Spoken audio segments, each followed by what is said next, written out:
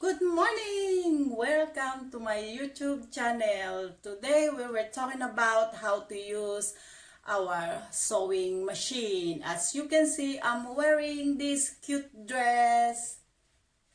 Now, I tell you why later, and stay tuned and we will talk about our sewing machine. I have three different kind of a sewing machine in here. First, this is my brother. My brother is not a pig. Oh, sorry, just joking. So, okay.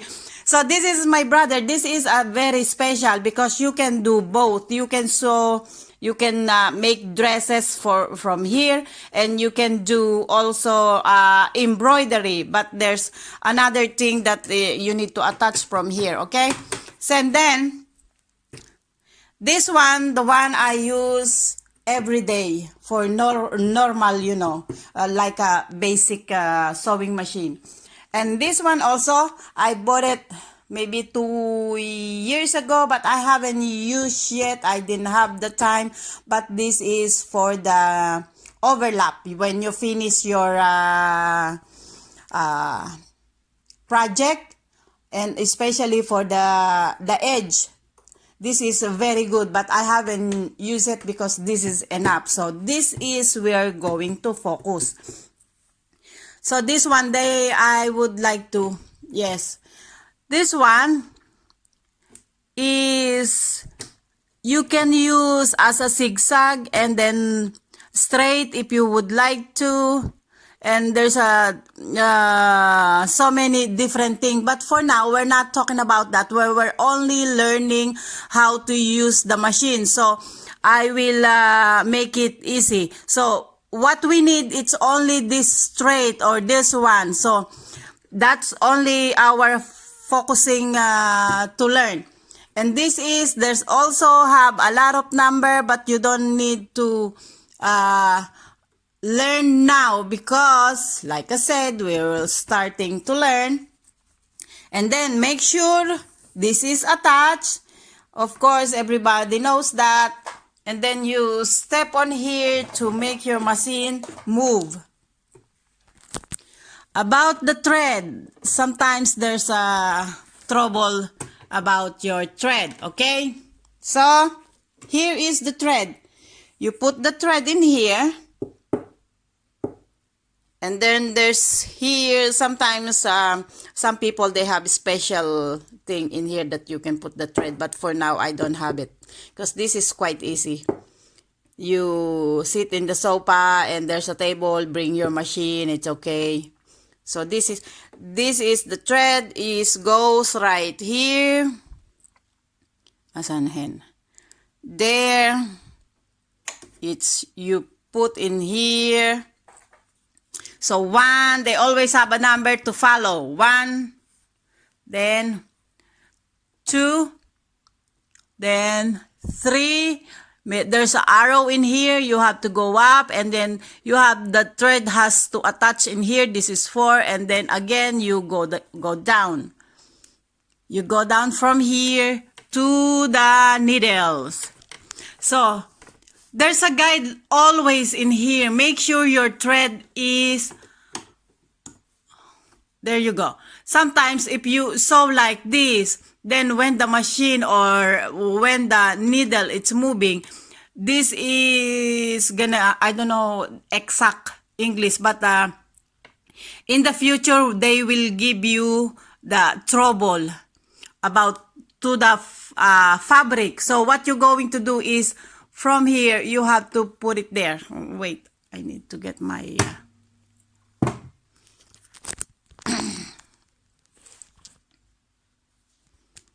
Okay, so I need to put it here so you could see. Anyway. Okay, so let me put it there. Yes, okay.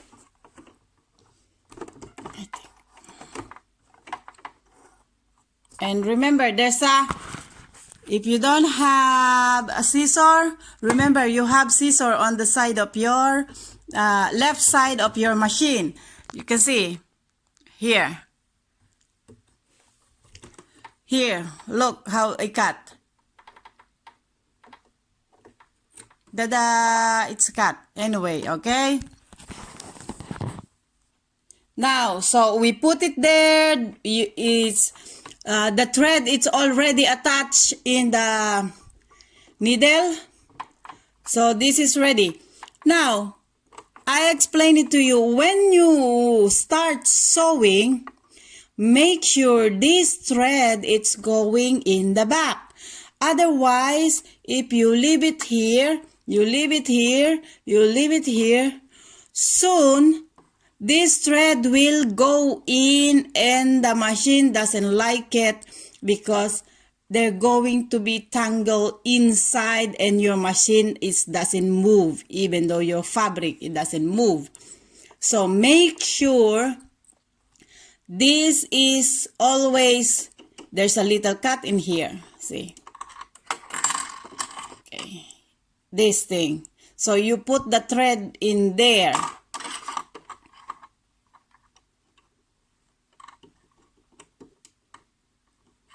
But now I can put it back. There. It's too slippery, I can put it back. Blah, blah, blah, blah. Anyway, wait. You see how trouble I have. There. There, okay.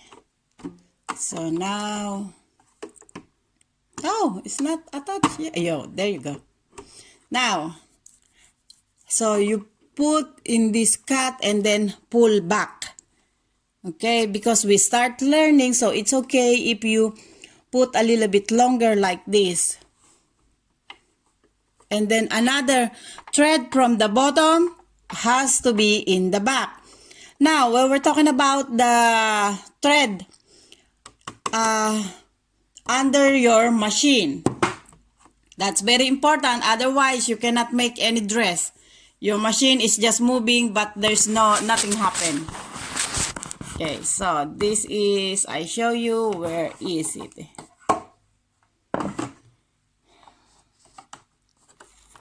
Here. All the machine has this one. Surprise! Otherwise, you don't do anything. Okay, this little guy here, because I always said little guy because I don't know the exact name. All I know is to sew. I don't care what their name. I know in our language, I know in Tagalog, but I can't find the right name in English. It's hard when you are in the camera. You can find the word. Later on, I will know what it is. But anyway, so this little guy here, there's a thread. You put it here inside, and there's a little cut in the side. So you put there the thread and then until inside and then pull and then click. There you go. See? And this sticking out here has to be in there. There's a little cut there and then you put this guy that is sticking out. I don't know what is it. But make sure, anyway, make sure you heard the click. Otherwise, this is not locked. But if you heard the click, you have to push. There you go. You hear the click. Because I heard it. So you should. Now, this thread on the top. Use your right hand to, what do you call that? To move your needle in here. So you just quite squeeze. Squeeze is not squeeze, but I don't know how you say it. But anyway, here, to make sure to pull the thread underneath. There, see? Now we have to, there you go. So make sure this is, when you start sewing, like I say, you have to put in the back so you can start sewing. Now, for now, this is that I would like to share it with you. But next time, please stay tuned because we will, now you know how to use your machine and operate. So now next time, we will do the project for the dress. Now, I show you the dress.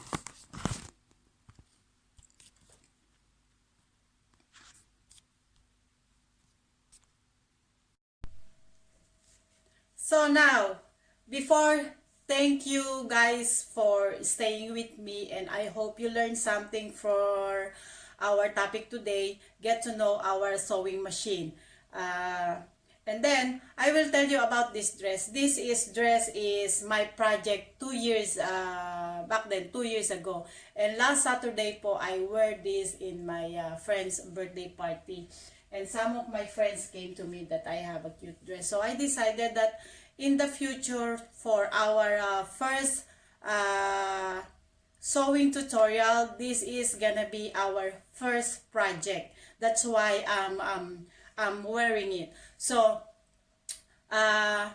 for those people who subscribes already, thank you so much. And for those people not yet, please do subscribe. Lola Edna, living in Finland.